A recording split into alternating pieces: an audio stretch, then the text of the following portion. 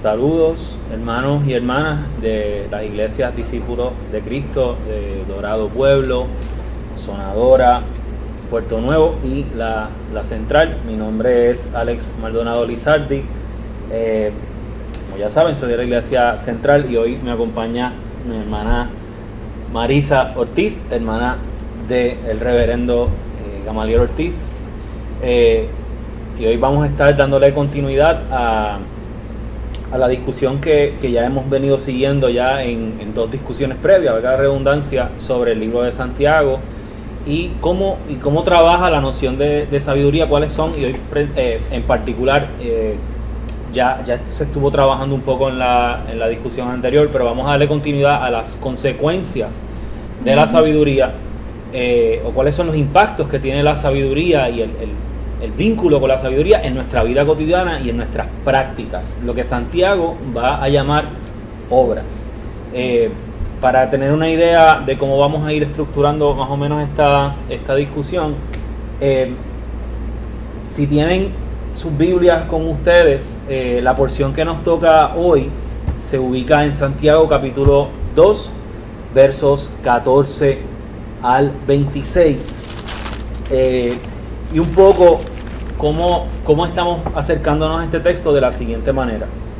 Estamos viendo el texto en un primer bloque, los versos 14 al 17, luego un segundo bloque, los versos 18 y 19, y finalmente un tercer bloque, versos 20 al 26. Así que en esos tres frentes vamos a estar viendo cómo Santiago desarrolla esta polémica que resulta, ¿no? que Santiago va percibiendo dentro de esta comunidad dispersa, estas comunidades de la dispersión, cómo él va recibiendo y trabajando con esta polémica de la comunidad en la que se encuentran ellos tensos entre una vida mayor orientada hacia la fe o mayor orientada hacia las obras. Así que eso es lo que vamos a estar haciendo. Primero lo que vamos a ver es Marisa va a hacer una especie de introducción de Santiago, de lo que a repasar. Vamos a hacer un repaso de lo que ya más o menos hemos ido trabajando, para de ahí entonces caer a esos versos que tenemos para hoy. Marisa. Vamos a ir un poquito, saludos hermanos y hermanas, vamos a ir un poco hacia atrás, ¿verdad? Para crear un marco que nos ayude entonces a enfocarnos en lo que es el tema o el centro de la lección de hoy, que se centra en el capítulo 2, los versos, como ya dijo Alex, del 14 al 26. Y entonces vamos a hablar unas cosas, primero a mencionar unas cosas que tienen que ver con los versículos anteriores a estos versículos que nos tocan hoy. Nosotros vimos que en el capítulo 1 de Santiago comienza esa apertura del capítulo con una salutación. Y esa salutación es una fórmula, ¿verdad? Con una que otra variación y con un elemento distintivo al que hemos visto en otras cartas, ¿verdad? El inicio de esta carta se parece un poco más a los inicios por ejemplo, de Primera de Pedro. Ajá. De Primera de Pedro, que menciona el asunto de los expatriados de la dispersión. Y añade eso, pero es más específico que Santiago porque menciona unas regiones, unos pueblos en particular: Ponto, Galacia, Capadocia, Asia y Bitinia, ¿verdad? Pero en este caso, pues, vemos que Santiago se dirige a la diáspora, a un pueblo demográficamente disperso, ¿verdad? A unos cristianos, a una comunidad cristiana dispersa que Santiago no ubica, como ya dije, en una localización geográfica precisa, pero a quienes llama hermanos míos. Y esa frase también con unas variantes las vamos a ver a lo largo de toda la carta. Que como Alex apuntó en la primera clase, ese asunto de hermanos míos es una insistencia constante de Santiago a la fraternidad, porque también eso apunta a la necesidad que Santiago ve en que esa comunidad que está dispersa logre una solidaridad aún en la dispersión, ¿verdad? Y entonces observamos que ese uso del vocativo hermanos míos, ya nos anuncia una intención de parte del emisor, influir en ese receptor, influir en su conducta. Hay aquí la construcción, el preámbulo de una exhortación apremiante, pues el vocativo está acompañado del verbo tener, que es una forma imperativa, ¿verdad?, de ese verbo. Para Santiago, en Santiago, un postulado muy importante del cual se derivan otros y con el cual se interrelacionan otros es el ser hacedores de la palabra. Y esto lo vemos en el capítulo 1, versículos 21 y 22, cuando habla de la palabra implantada y de ser hacedores de esa palabra implantada. Esta necesidad urgente estaba presente en su momento y también es crítica en nuestros días. Para Santiago, el Evangelio es un medio de salvación. Esta palabra implantada en nosotros es un medio de salvación. Es una nueva vida mediante la palabra de verdad. Versículo 18 de ese capítulo 1. Y ese Evangelio también, como dice el versículo 25 del capítulo 1, es la ley de la libertad o la perfecta ley. Y Santiago indica que en su cumplimiento, en ser hacedor de la obra, en eso radica la libertad. Y que vivir contrario a eso es falsificarnos a nosotros, ¿verdad? ¿Y por qué es falsificarnos a nosotros? Porque tenemos que hacer el enlace con el asunto de que cuando Santiago menciona el Evangelio como medio de salvación y como nueva vida mediante la palabra de verdad, él engarza eso, ¿verdad? Une eso con que somos hechura de Dios. Y entonces en esa línea, si nosotros no acogemos esa palabra y esa ley de libertad como debe ser, nos falsificamos en ese sentido, ¿verdad? Y entonces en ese hacer la palabra encierra dimensiones éticas, dimensiones sociales y dimensión moral y dimensión social, como ya dije anteriormente. En Santiago también, desde ese capítulo 1, ya estamos viendo unas constantes en unos no de Santiago. Hay unos no de Santiago a la indecisión, a la inconstancia, al discrimen, al descontrol de la lengua. Y esos asuntos, como Alex bien dijo en la primera clase, que aparenta ser Santiago un archipiélago de distintos asuntos, ¿verdad? Pues él los retoma en distintos capítulos y los va explicando, los va detallando más, los va desarrollando más. Podemos vincular esto con el énfasis de Santiago en la importancia de las obras como elemento fundamental de la expresión de la fe. Podemos hablar de la fe, explicar la fe, definir componentes de la fe, pero para Santiago la fe se hace efectiva en su manifestación práctica. Esto es eficacia en la vida, en la cotidianidad, en un cristianismo encarnado y concreto. No estamos abstraídos de la realidad porque hayamos abrazado el Evangelio, ¿verdad? Estamos viviendo en el aquí y en el ahora. Y en el aquí y en el ahora necesitamos concretizar ese asunto de lo que es el Evangelio y la fe.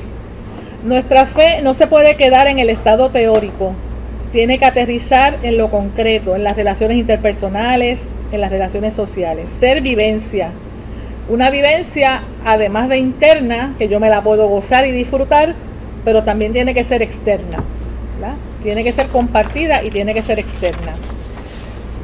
Quiero añadir algo con relación a las palabras y al lenguaje. Nosotros usamos las palabras, abusamos de las palabras, abusamos con las palabras. La palabra dicha tiene impacto de obra también. Ese refrán que uno escucha por ahí que dice que a las palabras se las lleva el viento, las palabras no se las lleva el viento, las palabras se quedan sembradas en la mente, en el corazón y físicamente. Hay pruebas de que lo que uno escucha y te afecta también físicamente, tú lo somatizas, ¿verdad? Te crea un efecto no solo a nivel espiritual, sino a nivel físico también. cuerpo empieza a pagar las consecuencias de eso. Con las palabras, con el lenguaje podemos construir y destruir. Usarlas en vano, decir y no hacer, es igualmente dañino. Santiago menciona algo de esto sobre la lengua y su control o descontrol en el versículo 26 del capítulo 1 y luego lo retoma en el capítulo 3.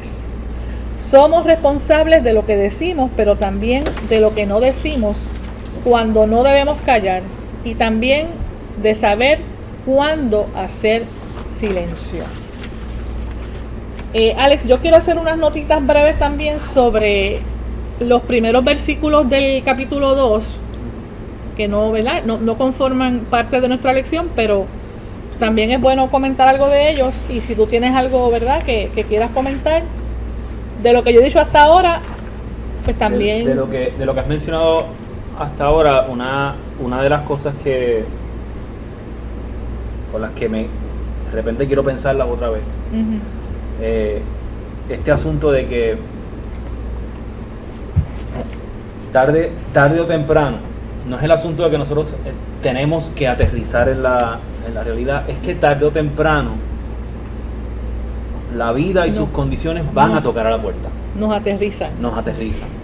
Que es algo que no mencionamos quizás no pudimos, por cuestiones de tiempo, no pudimos ver en el primer capítulo, pero eso es lo que está ocurriendo en términos de cuando se menciona el rico, en el verso 10 del capítulo 1, la realidad temporal toca a la puerta de todos y todas.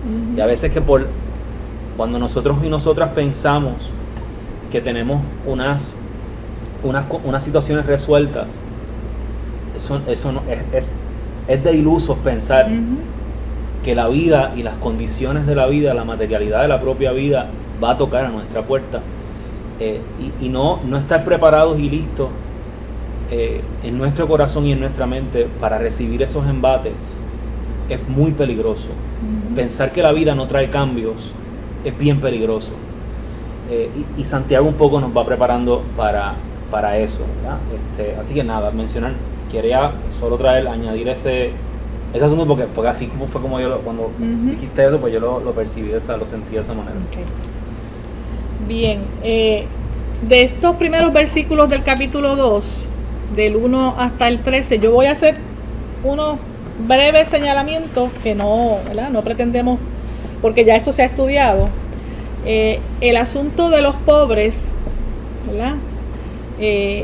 Pobres en cuanto a carencia material a nivel de paupérrimo, ¿verdad? A nivel paupérrimo de mendigo, y también el asunto de, ¿verdad? Ese término pobreza o pobres también lo podemos ampliar un poco más para hablar de aquel que está en desventaja, al decaído, al herido, al dolido, a quien quizás no nos resulta atractivo, ¿verdad? Porque la pobreza, yo entiendo el asunto de la pobreza como lo hemos estudiado muchas veces, pero también hay otros tipos de pobreza, que a una persona que tenga una solvencia, ¿verdad?, económica, hay otros aspectos de su vida en los que no hay solvencia, y también eso implica una pobreza, ¿verdad? Una carencia. Así que nada, es que quería tocar eso así porque me parece que también es importante tener eso en consideración, ¿verdad? Creo que no recuerdo si es Mateo, hay una distinción entre Mateo y Lucas, ¿verdad? Uno habla que bienaventurados los pobres, y otro dice bienaventurados los pobres de espíritu. Y yo creo que entre ambos pues se recoge todo eso que tú, ahora lo recordé de repente, ¿verdad? Que eso está, esa consideración que tú haces está ahí también. Porque al ver el contexto de Santiago, que Gamaliel también lo habló en la primera clase, pues sí está el asunto de la pobreza, de los que eran desplazados de sus tierras, de los que eran desposeídos, pero también hay otros tipos de pobreza, hay otros que tenemos que considerarla en nuestros días también, ¿verdad? Así que por ahí, por eso es que lo quería traer. Entonces, otro asunto que se menciona en estos primeros versos del capítulo 2, específicamente el verso 8, el asunto de la ley suprema, ¿verdad? Eso que dice, amarás a tu prójimo como a ti mismo. Ahí hay una resonancia con Levítico, ¿verdad? Levítico 19-18, que después usted lo puede buscar cuando termine la clase. Usted hace otro repaso, ¿verdad? Y mira otras cosas, ¿verdad? Porque acercarnos al texto bíblico siempre nos permite descubrir otras cosas. Esto que nosotros hacemos aquí es compartir con ustedes el ejercicio nuestro, pero cada quien pues hace su ejercicio y quizás ve otras cosas que nosotros no hemos tocado aquí o no vimos. Sí. Así es que Levítico, ver Mateo 22 del 36 al 40 y Romanos 13 del 8 al 10. Esas son unas lecturas que usted puede luego hacer para el asunto de amarás a tu prójimo como a ti mismo. Es importante entender, ¿verdad?, el contexto, como ya dije, de este libro. Así es que, como también dijo Alex en la primera clase, Santiago está escribiendo para unos creyentes que todavía están muy imbuidos en su ley y sus tradiciones hebreas, ¿verdad? Así es que eso también no lo podemos perder de perspectiva. Otra cosita que quiero señalar antes de comenzar propiamente con nuestros versículos de la clase nuestra, es que Santiago reprueba y señala como nefasto introducir dentro de la iglesia misma el sistema de privilegios y opresión que tanto mal hacen en la sociedad. Esto está capítulo 2, versículo 6, ¿verdad? Moldear la vida congregacional acorde con los patrones de la sociedad y no según los del Evangelio. El asunto del discrimen, ¿verdad? Santiago capítulo 2, versículos 2 al 3. Y como me dijo Alex en una llamada telefónica que tuvimos días previos a esta grabación, hay obras que no deben ocurrir. Tú me dijiste eso. Hay obras que no deben ocurrir. Y es muy pertinente porque estamos hablando que Santiago tiene un asunto con el énfasis en las obras, ¿verdad? ¿En qué obras deben hacerse? Pues Alex me dice, hay obras que no deben ocurrir. Y es obra salvaguardar la dignidad humana. Y todo eso tiene que ver ¿verdad?, con ese versículo, esos versículos 2 al 3 que hablan sobre el discrimen. Si quieres comentar algo sobre eso que tú me dijiste. Bueno, lo que yo dije, yo no lo recuerdo, ¿verdad? Pero naturalmente vino otras cosas que tú estabas comentando en esa llamada telefónica. El asunto de la oposición fe-obras en Santiago es algo que nosotros conocemos muchísimo. De hecho, nos debatimos, nuestra vida cotidiana se debate muchísimo entre las cosas que tienen que ver con la teoría y la práctica. Hay muchas personas que detestan los elementos teóricos de la vida, otras personas que son más prácticas que otras, pero Santiago está apostando todo el tiempo a una vida integral, a una vida holística, una vida que funcione en todas sus dimensiones. De hecho, en el capítulo 1 apostaba Santiago a que la obra se produzca de manera completa, que llegue, dice la Nueva Versión Internacional, que la obra de Dios llegue a feliz término. Es la producción completa del carácter a través de la vida, dentro de la historia, dentro de los procesos históricos y sociales en los que estamos metidos. El asunto de la discusión y la oposición fe-obra en Santiago viene de una sintomatología previa que ya él está observando en el capítulo 2, los versos que tú mencionabas. Y esa sintomatología viene del asunto de la parcialidad y los privilegios que nosotros le asignamos a las personas. En particular los privilegios que le asignamos a personas que viven condiciones de éxito en su vida, porque en el caso de Santiago, él habla de los favoritismos, y de hecho lo asocia al asunto de la ropa. Exacto. Al asunto de la ropa. En este caso, la ropa que menciona Santiago en el capítulo 2, en esos versos, los primeros versos, en algunos comentarios se habla de que está hablando de los magistrados.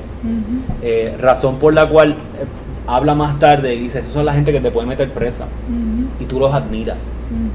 Y Santiago hace esa observación muy crítica de la realidad, pero lo que quiero enfatizar es eso, que la discusión sobre la distinción fe-obras proviene de esas observaciones que Santiago está haciendo sobre los privilegios de unas clases sobre otras. Entonces, una serie de preguntas, ¿no? ¿Qué nos hace pensar que somos superiores a otros? ¿Qué cosas y qué condiciones de la vida nos llevan a pensar que nosotros tenemos privilegios, o nos llevan a pensar que nosotros estamos por encima de otros. ¿Qué nos lleva a pensar que unos tienen mayor dignidad que otros? ¿Por qué hacemos ese ejercicio en la vida? De hecho, ya una observación más reflexiva, ¿por qué también nosotros debemos confesar? ¿Por qué nosotros queremos y aspiramos a esos privilegios? Y Santiago nos pone en jaque. Le decía a Gama el otro día hablando que esta carta es bien incómoda, porque todo el tiempo nos está poniendo en una posición de arrinconamiento, ¿verdad? Nos pone a pensar sobre nuestros propios privilegios y nuestras intenciones de obtener esos privilegios dentro de la sociedad. Y Santiago dice, ¿para qué? ¿Para qué tú quieres esos privilegios? ¿De dónde viene todo ese deseo de estar por encima de otros y de otras? Así que lo que hace Santiago en esos versos 1 al 13 es precisamente desmontar o desmitificar esa parcialidad o esos privilegios asentados en una mitología de los ricos, como si los ricos no sufrieran, ¿verdad? Como si el acceso a las riquezas me va a eximir a mí de todos los problemas y las condiciones y vicisitudes de la vida, y eso no es cierto. Los ricos sufren, los ricos lloran, los ricos tienen problemas familiares, los ricos también sufren, como tú decías ahora, sufren dispersión. ¿Cómo no? Tienen las mismas incertidumbres que podemos tener nosotros también. Las mismas incertidumbres. Y Santiago dice, la primera incertidumbre es la incertidumbre de que todo lo que tengo lo voy a perder. Y luego versos 5 y 7, que son particularmente demoledores frente a todo este asunto. Ahí están esas preguntas que vamos a verlas ya mismo en los versos que nos tocan. ¿Acaso no escogió Dios a los pobres de este mundo? Hay la preferencia de Dios por los pobres, que se ve a través del texto bíblico. Y lo segundo, ¿acaso, miren lo que hace, acaso no son los ricos los que oprimen y arrastran a los tribunales, los que los arrastran a los tribunales? ¿Por qué yo estoy admirando y yo deseo la posición de aquel que me hace daño? Yo quiero también hacer daño desde esa posición. Los salmos todo el tiempo nos previenen de una espiritualidad que añora esos posicionamientos de éxito en una sociedad, y esta sociedad que está todo el tiempo llamándonos, invitándonos y sonsacándonos a eso. Así que hay algo que hace Santiago que es muy pertinente para nosotros y tiene que ver con esa desmitificación del éxito. Que nosotros no pensemos el éxito como si fuera, no sé ni cómo seguir hablando de esto, porque es bien problemático. Y a veces uno tiene miedo a meterse en yo creo que ya me estoy metiendo en una camisa de 11 varas. Así que nada, ¿verdad? ¿Por qué nosotros y nosotras asumimos que la riqueza, que el éxito de las personas, incluso el propio, es señal de dignidad? Y yo creo que Santiago está encaminado a eso, a que la dignidad nosotros no la obtenemos por las riquezas que tengamos ni las que dejamos de tener. La dignidad tiene otra carne. La dignidad, exacto. Y por ahí yo creo que va el asunto de esos versos 14 al 26, va trabajando con eso, que no es algo que nosotros obtenemos por medio de nuestras riquezas, no es algo que compramos. Es algo de nosotros que tiene que ver con nuestro obrar en la vida. Toda esa problematización que plantea Santiago, con eso que tú estás hablando de los ricos, de los pobres, es una de las razones que yo leí por las cuales Santiago tardó en entrar en el canon. En el canon bíblico, por ese asunto mismo de que tocaba como uno dice, toca unos puntos o unos callitos que molestaban, ¿verdad? Bastante. Y entonces pues eso le ocasionó unos cuantos problemas en cuanto a eso. Vamos entonces a esos versos 14 y 17 entonces. Son versos 14 y 17 que empiezan, como tú decías ahorita, le dan continuidad a esta frase, hermanos míos, y la insistencia de Santiago en crear fraternidad. En medio de esa dispersión, apostar todo el tiempo, apostar a la fraternidad de los seres humanos, a que sí podemos vivir juntos, que sí podemos vivir en comunión. Así que vamos por ahí, hermanos míos, y empieza con las preguntas. Es una porción llena de preguntas. Llena de preguntas. ¿Verdad? Y vamos, que tú habías anotado por ahí. Bueno, vamos a empezar. Este versículo, ¿verdad? Hablando del versículo 14, de ahí en adelante, este versículo cuestiona directamente, nos confronta con el valor fundamental de la fe, lo que ésta es y representa para y en nuestra vida. Esta pregunta seguramente nos las hemos hecho quizás cuestionándonos si tenemos o no tenemos fe, si la fe que digo tener, sentir, vivir tiene un efecto o efectos en mí como individuo y en los que me rodean. Cómo eso que digo o creo, esa fe, se traduce en algo visible, palpable, que produce efectos de vida en mí y en otros. ¿Es mi fe un constructo, una definición en blanco y negro o es praxis, no teoría? Añade color, vitalidad, esperanza. El otro puede verla, sentirla, ¿no? Entonces, los versículos 15 y 16, vamos a estar hasta el 17, ¿verdad, Alex? Sí. O 17. Bueno, sí. ahora mismo vamos a ver solo esos primeros 14 al 17, ese bloquecito. Ok. Bien, entonces vemos en los versículos 15 al 16, usted nos sigue allá con su Biblia, hay una ilustración, un ejemplo que continúa trabajando lo que comenzó Santiago en el versículo 14. Fíjense, este ejemplo es algo bien cotidiano y cercano, no es nada rebuscado, ¿verdad? Va a lo concreto. Si alguien tiene frío, desnudez, está necesitado del sustento diario, y a usted le puede poner a eso otras circunstancias, ¿verdad? En estos días que hemos visto todos esos visuales de los estragos que ha ocasionado la tormenta Isaías, pues podemos seguir enumerando muchas cosas, ¿verdad? De personas en necesidad apremiante. Si alguien tiene frío, está desnudo y necesitado del sustento diario, y tú o yo pasamos de largo, le decimos alguna frase o palabra inconsecuente de las muchas que no tienen efecto o consecuencia, pues eso no sirve de nada, ¿verdad? Pueden ser hasta contraproducentes, porque hay un disloque entre lo que yo digo y lo que hago, ¿verdad? O lo que creo. O lo que creo, porque es el asunto de la fe, ¿verdad? Y entonces en ese sentido yo creo un disloque, trunco una posibilidad de ser el instrumento que haga concreta la expresión del reino de Dios entre nosotros, ¿verdad? Porque para Santiago tiene que haber una conexión entre el hablar y el actuar, ¿verdad? Porque ahí hay un efecto bidireccional para quien necesita y para quien no hace lo debido, ¿verdad? Y Santiago trabaja varios binomios en este libro, ¿verdad? En esta carta. Binomios que tienen que ver con la conexión que debe haber entre el hablar y el actuar, entre el escuchar y el actuar, y entre el creer y el hacer. En todo momento está el asunto de la praxis, ¿verdad? Y como tú también en algún momento me dijiste, es necesario el asunto que haya no recuerdo bien la frase que tú usaste, pero hay una tensión. Yo tampoco lo recuerdo.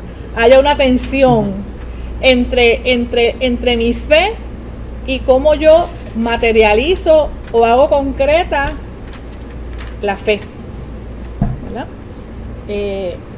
Si quieres añadir algo ahí, algún comentario. Viendo ese verso 15, ¿verdad? No dejar de lado que todavía el texto insiste en el asunto, ¿verdad? El asunto de la ropa es como obsesivo, porque la ropa da standing. Sí. Sobre todo en esta sociedad, y había gente que no tenía ni siquiera para eso. Así que el comentario de Santiago en ese verso 15 habla de dos tipos de necesidades principales en la vida.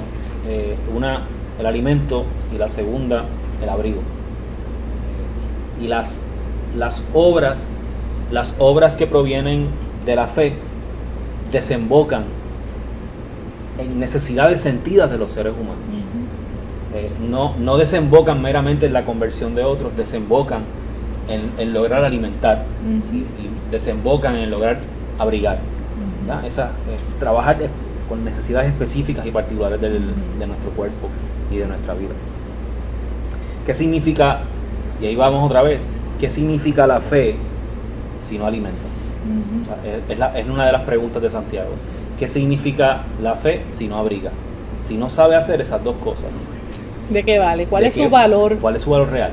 ¿Cuál es su valor? ¿Cuál es su valor real? Porque en términos de qué me sirve la fe en medio de las pruebas, ¿de qué me ayuda? Por ahí va la pregunta de Santiago. En términos reales, ¿de qué nos sirve? ¿Cuál es su... Nada, ya lo hemos dicho, ¿verdad? ¿Cuál es su valor real?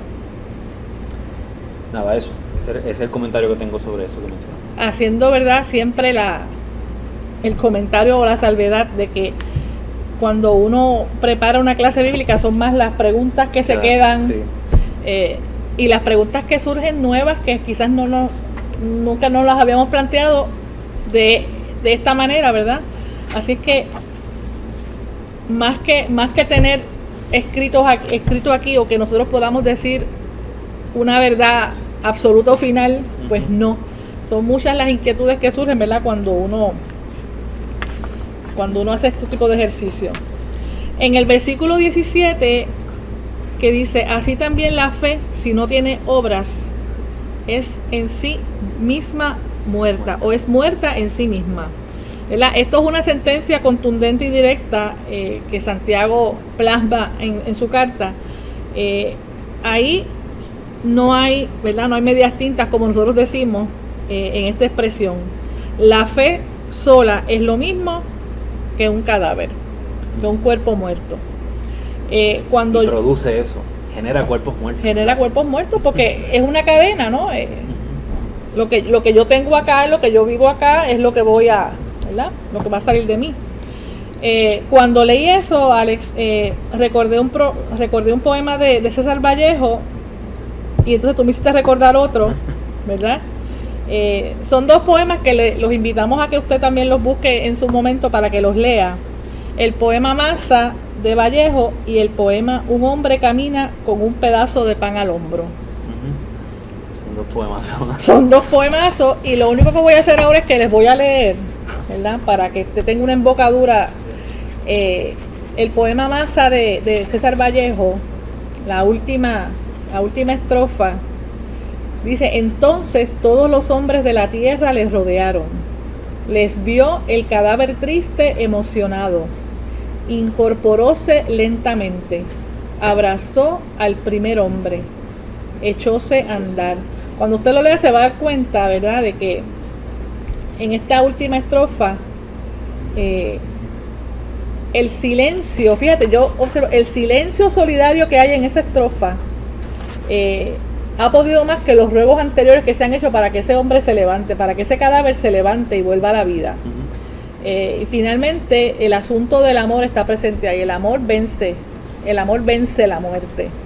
Por eso es que ahorita cuando yo hablaba del asunto de la ley suprema, ¿verdad?, te ama a tu prójimo como a ti mismo, es que eso no puede estar desvinculado de nosotros en ninguna cosa que nosotros hagamos o digamos creer, ¿verdad?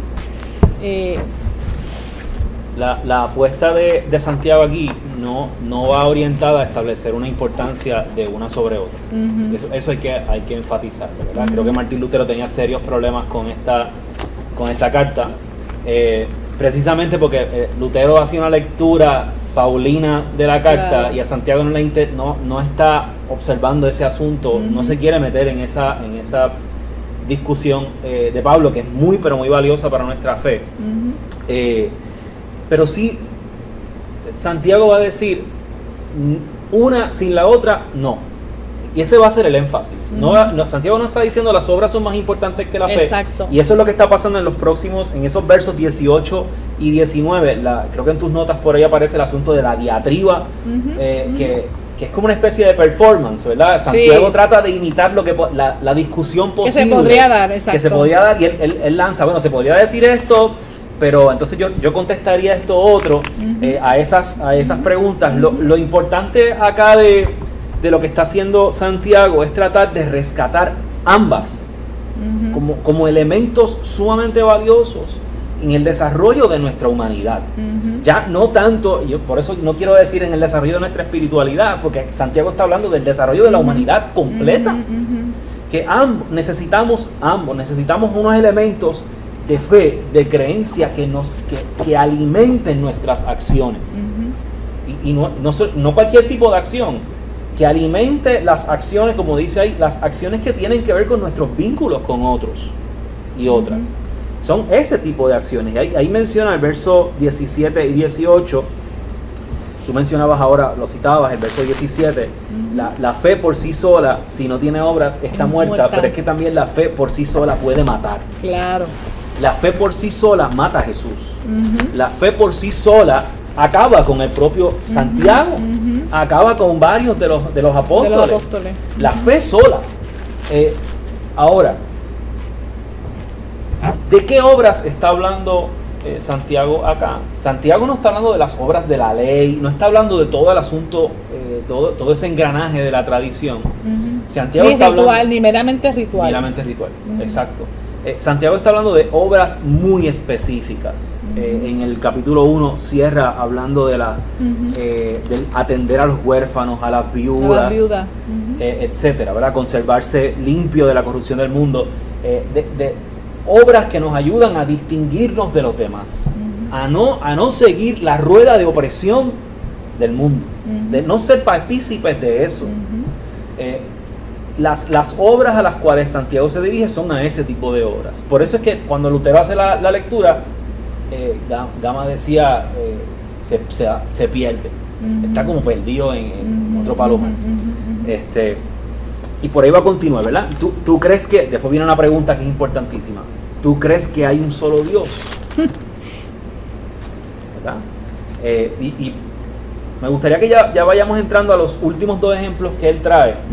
El ejemplo de Abraham, tú tienes unos comentarios bien importantes sobre eso. El ejemplo de Abraham y el ejemplo de Rahab, como dos ejemplos en los cuales las obras funcionan de manera diferente. La dinámica fe-obras en Abraham funcionan de una manera y la dinámica fe-obras funcionan en Rahab de otra manera. Bueno, cuando yo leí, ¿verdad? Esos dos ejemplos, esos dos versículos, los versículos 21 al 23 específicamente, para que usted se ubique, 21 al 23, y de ahí seguimos hasta el 26, ¿verdad? Con Rahab. Lo primero que me llamó la atención fue, y que tú también me diste ¿verdad? Me hiciste un comentario, y los dos seguimos ahí sacando otras cosas. Fíjense que el ejemplo, el argumento, dos historias o dos argumentos, él presenta a Abraham. Y Abraham, ¿verdad? Todos sabemos la historia de Abraham, que es un ejemplo que me parece a mí que es un ejemplo del canon, ¿verdad? De lo que es el canon bíblico, el padre de la fe, todos los atributos, todos los nombres que tiene Abraham, ¿verdad? Toda la carga que tiene el nombre de Abraham. Y entonces lo contrapone, pero a la misma vez lo contrapone, pero lo pone paralelo a Abraham, el ejemplo de Rahab. Rahab es una mujer cananea. Era una mujer ramera. Y cuando yo leí eso, yo le comento a Alex, oye, esto a mí me parece un ejemplo, un exhibit que presenta Santiago transgresor. Sí. Y bien arriesgado, ¿verdad? Porque o sea, es una mujer que de todos los ejemplos habidos y por haber, tiene que escogerla a ella. O sea, ¿cuántas mujeres extraordinarias no hay en la Biblia? Extraordinarias desde el punto de vista del cuadro, ¿verdad? Del asunto del cuadro. Entonces, cuando vemos a Rahab no está en el cuadro. Rahab está bien en el margen, ¿verdad? Rahab es una mujer del margen. Entonces yo me pregunto, ¿en el margen también hay fe? ¿Verdad? Porque ella, ¿qué movió a esa mujer a hacer lo que hizo? Y usted pues lea eso de Rahab, que no es muy... No es una historia muy larga, pero así es que eso fue lo más que me llamó la atención a mí, fue de eso, más que yo poder hacer algún otro comentario más. Dice el texto, ella fue declarada justa por las obras. Cuando hospedó a los espías y los ayudó a huir por otro camino.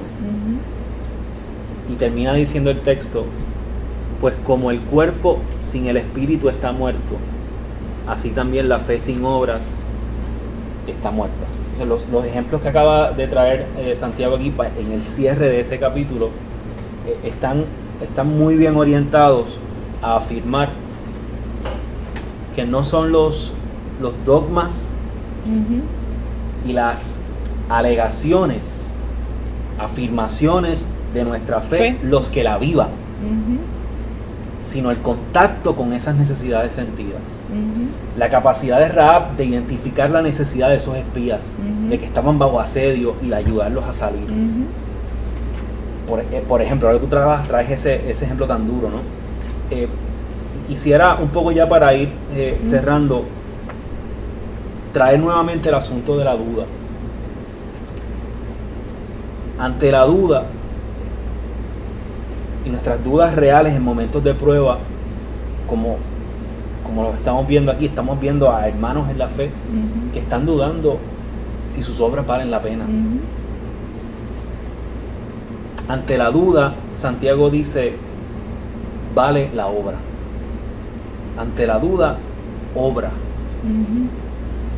Ante la duda sobre la fe misma, obra.